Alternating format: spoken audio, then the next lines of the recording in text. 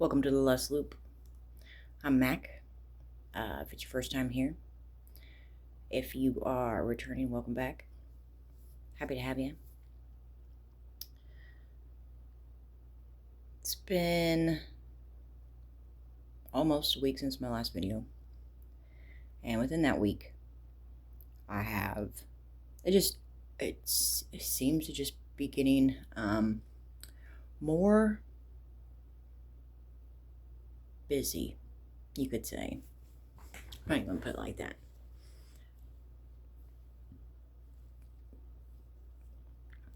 There's lots of activity in lots of places in my life right now. And I'm doing my best to kind of navigate whatever that entails.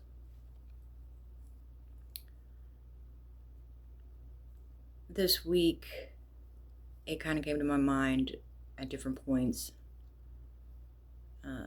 The concept of this is the lust loop, right? This is most likely a relationship that you have, or that, with a romantic partner, most likely. On the readings, a lot of the time they'll throw in there, they'll be like,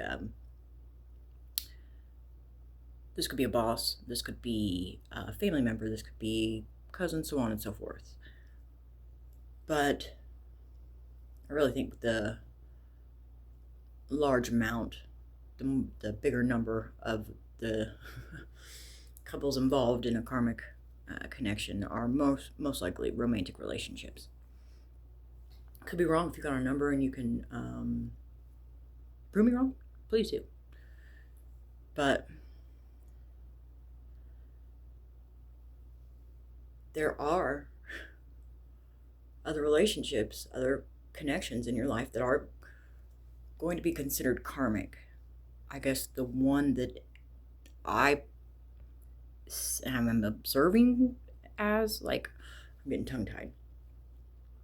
I feel like a large chunk of the karmic experience is that between a romantic partner.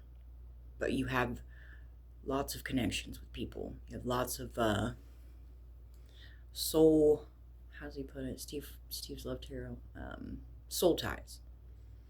Lots of people. And some of those people, there's very generic people in the mix of that, and there's very near and dear people in the mix of that. So I'm going to kind of riff a little bit on the non-romantic karmic connection. Kind of give you a few ideas, a few examples of what I consider other extra, however you want to look at it, karmic connections. Just a little sprinkle of this in there. And I'm talking about this for some reason, a lot of the time, I'm still trying to figure out where these things go in the grand scheme of all of this, and how it works. But I know that they're definitely important. So I'm pretty sure that I have a karmic connection with my mother. My mother and we both had a birthday in December. Our birthdays were 3 days apart. We had matching birthmarks on our leg right here. 2 lines, that's what it looked like, kind of. Just 2 blotches or whatever. I remember a period and point in my life where my mom was all kids, for the most part, you look at your mom, you're like, you're everything. But there was a very comfortable, relaxed, connection of almost like old friends, I would say. And that was probably, when I felt that was probably around the years of 9 and maybe 11, 9 and 12, maybe 9 through 12.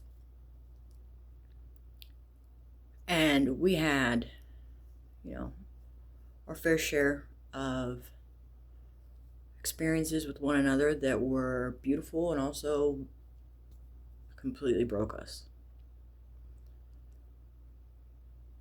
Your mom's your mom. And I don't think anybody realizes what that connection really is until you lose your mom. And that took place in 2023 for me in May. And it really awakens something within you that's like, especially if you not necessarily witness it, but you're there as this like process starts to take place. Like they're dying, in the hospital or whatever. And it really awakens this questioning, curious, also like frustrated, at least it did in me, part of myself that had me really just like, this can't be it. She was laying in a hospital bed and she didn't look the same. And her death was very quick. Very,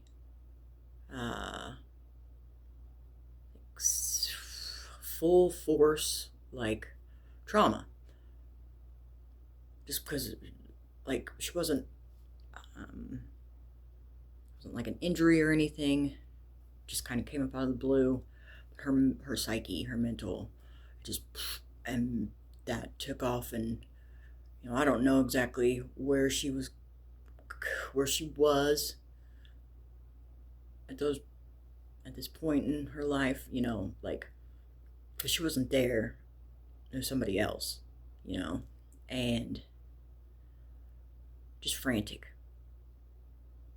So I watched that, and then we very quickly, because there was nothing we could do. I would never. She wasn't happy with life. Okay. She was ready to go. I mean, she's 69, still young, but at the same time, like, just the things she had been through. I felt it was inhumane almost to keep her alive. Like, in the manner of, like, there's no way she's going to heal from this. She'll be on this machine or whatever. Or, there was no future forecast of she's going to make it naturally, or, so, we chose to take her off the machine or whatnot. And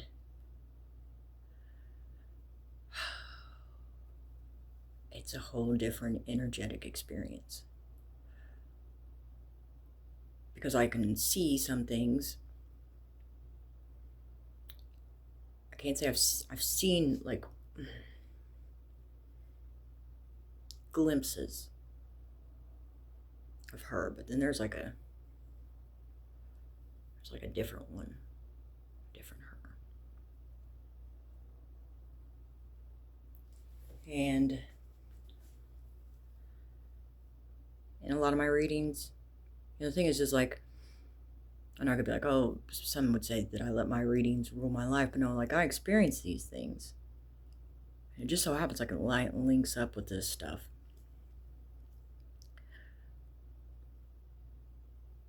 I'm always shocked how accurate it can be.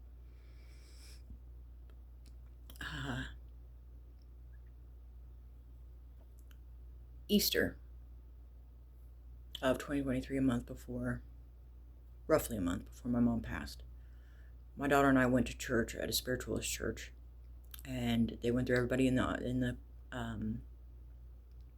who came got to get like a reading in a sense. And they called on my daughter, and they were like, you have a beautiful angel that surrounds you, and her name is Gloriana. My mother's name is Gloria Ann, and she was alive when this took place. So that's kind of weird, right? It's one of those things that kind of stands out to you, I told her about it she was thrown off a little, like kind of like, huh? But she was also in a weird place too. Like, she was with me for a year. She had a really bad leg. She would go through moments where she was good. She was primarily bad. But then it was weird. She'd get these weird hits of energy that, like,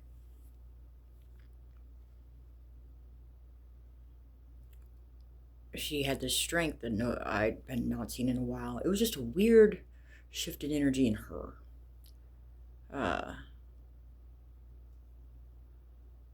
So to me, it kind of like feeds this like two separate energies vibe that she could be. And like, and if you know, you know. And I could totally be having this one and only type of experience of like, so the way it breaks down.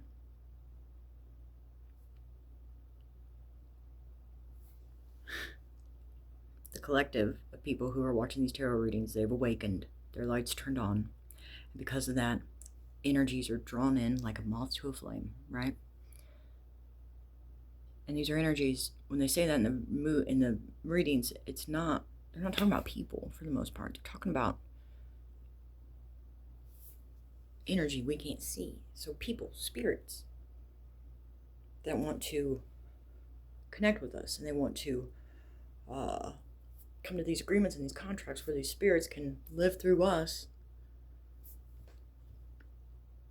And you gotta find the right ones, you know, ones that respect you and you respect them, and so on and so forth.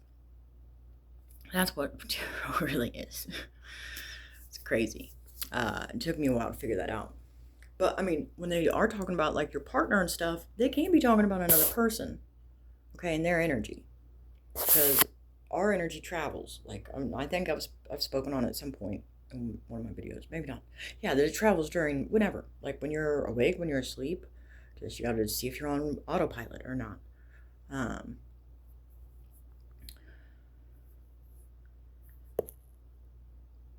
There's lots of energies that want a ride, you know, especially when it comes to light. You come to light, your light turns on, especially if they're close. So like, keep your friends close and your enemies closer. Is like closer, like you almost have to become aware and awake to the fact that most likely the people nearest and dearest to you have been placed there, if you're meant to wake up, to try and put you back to sleep.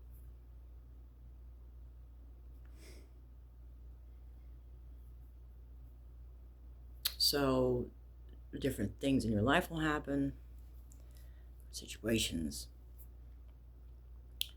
where people look at you and they're like, when you get older, they're like, I just don't know how you made it through that, you know, so on and so forth. Those are usually like star seeds. But you find out that pretty much everybody you love and the most important relationships could very well be some of the most unconsciously controlled ones. Like, I don't think these people really know that they're doing this. And maybe I'm even convincing myself of that. I don't know. I can't get my ex to admit it, but man, there are moments where I catch him up in conversation and shit where it's like, he has to know. But then maybe he doesn't. Maybe it's just really deeply ingrained behavior, you know? But in spirit, connected to all of that. You know, he's just like the avatar for something to run, do what it wants through him, you know?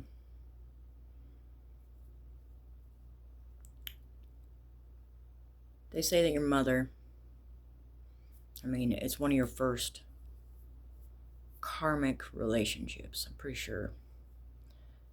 And there's something there that's got to be healed. I don't know if it's for everybody, but I think if you're on path, if you're supposed to be on path, you're going to have some type of trauma. And it could be a big trauma or a little trauma, right? But trauma nonetheless. I wonder at times, I was never breastfed. And you start these attachment styles at super duper young ages. I mean, you are impressionable. And also, like, is it impressionable? I don't know. You start to feel feelings as soon as you're out the womb, even if you're just a tiny baby. And that is natural, the breastfeeding thing. So, by giving baby a nipple, a bottle, they still crave that breast. It's a whole connection thing right there. So I wonder if that is, did that hurt me as a baby? And it's like, well, then how do you resolve that one? How do you get back to that and be like, okay, feel that feeling of probably abandonment, baby wanting the mom's not there, or whatever, or got the bottle, whatever it is. How do you do that? So if you know, please let me know in the comments. I'm still feeling my way around all this stuff, guys. I think that's a big reason why I want to have this page too. I want us to be able to help each other out if we can. I'm not trying to get free answers here, but every once in a while it'd be nice to get some outside insight about it.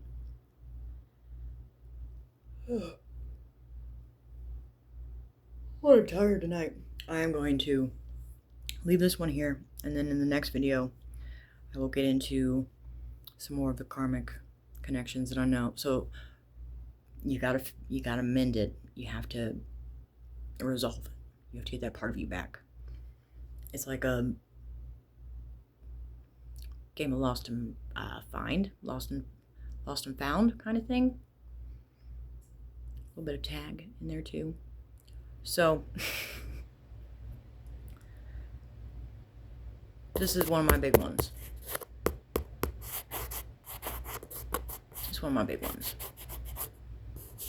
You have experienced the death of a parent, something like that. You want to share your story? I'd love to read it. I appreciate you, and thank you for being here. Thank you for your time, your focus, truly. And I'll see you in the next one. Bye.